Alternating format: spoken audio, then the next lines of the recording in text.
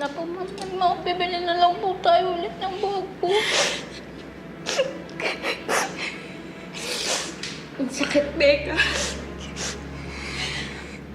Hirap palitan kasi ilang bata na yung umupo dyan na tinuruan ko. Tapos, ganyan lang gagawin nila. Sakit. Ano po? Ba't mo yung gamit ko? Emma? Nay? Emma? Ano po?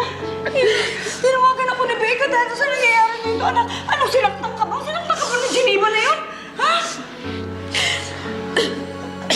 Ano na niya? Hindi kaya nag-iiganti siya dahil sa nangyari sa anniversary party? Bes, parang hindi lang yun eh. Parang may baon na galit sa akin na ang lalim eh. Ang sabi sa akin, may sungay daw ako, masama daw akong tao. Kakaiba, Bes. Parang hindi yun ang dahilan. Baliw din yung Geneva na yan eh. Parang si Georgia lang. Sa sobrang kabaliwan, eh na, wala nang nagawang tama. Eh baka siguro may kurong-kurong na yun anak kaya nagkakaganon. Diyos ko, anak, Diyos ko. Anong itsura ng lalaki? Matanda, puti ang buhok. Pero I don't think na isa yun sa mga tao ni Emma. Kasi mukhang manyak eh.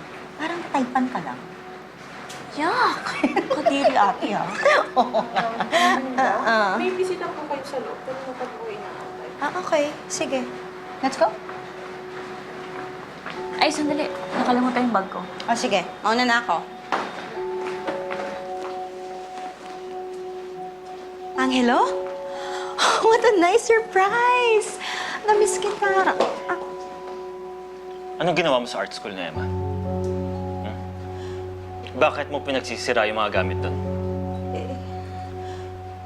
Konting gamit lang naman yun. Pwede ko naman palitan kung gusto mo. That's not the point. Hindi mo ba alam kung gaano kahalaga yung mga gamit doon? Hindi mo ba alam kung gaano ka-importante yung art school na yun kay Emma? Doon siya nakakuha ng comfort nung mawala yung mga anak niya. Kaya yung paninira mo ng gamit doon, para mo na rin paninira sa mga anak niya. Fine. Sige. Hindi ko naman kasi alam na ganun pala ka-sentimental si Emma. Papalitan ko na lang yung Hindi mo gamit. na kailangan gawin. Basta tigilan mo na si Emma at huwag mo na siya ulit sasaktan. Sinasabi ko sa'yo, ako na talaga makakalaban mo.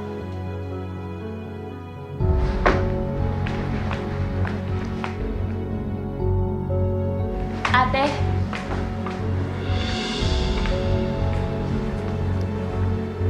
Anong ginagawa mo dito? Tsaka, ate? Obviously, ate, ibig sabihin magkapatid kami, di ba?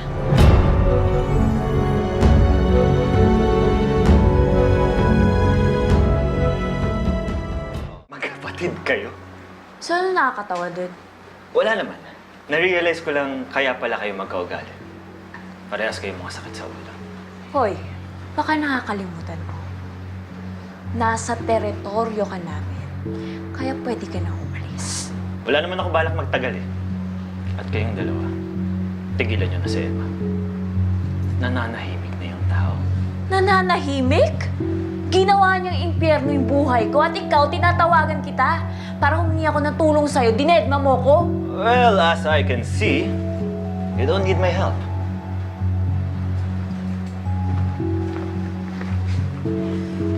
Huwag mo sasabihin kay Emma na magkapatid kami. Kung ayaw mo na malaman niya ang matindi mong sikreto. Hindi mo kayang gawin. Try mo. Hawak ko pa rin ang alas mo. Angelo, sandali.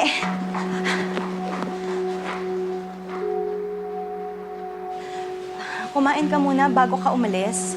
Hindi ko naman talaga gustong pumunta dito eh. Hindi ako pupunta dito kung hindi ka nang gulo dun sa art school ni Emma. Grabe mo naman ako pagsalitaan para naman wala tayong pinagsamahan.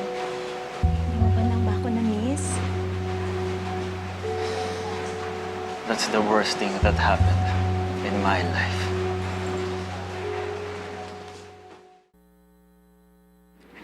Hi, Emma.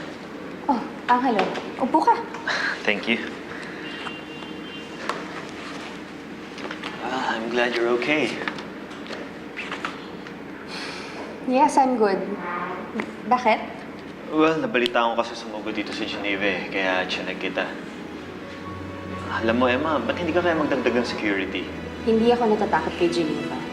Ang pinagtatakahan ko lang, bakit galit na galit siya sa akin? Wala naman akong maisip na nagawa ko sa kanya. Alam mo, Emma, may kailangan kang malaman. Ano yun?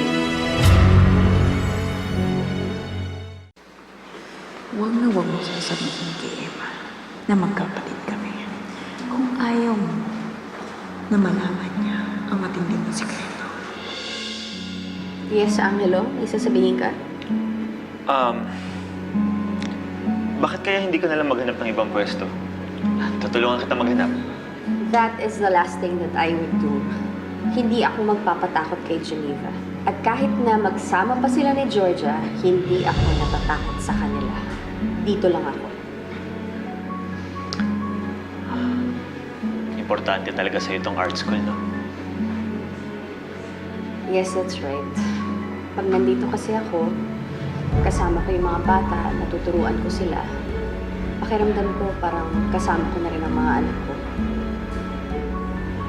Dahil sa mga batang tinuturuan ko, parang nabubuo ko ulit yung pamilyang naranasan ko.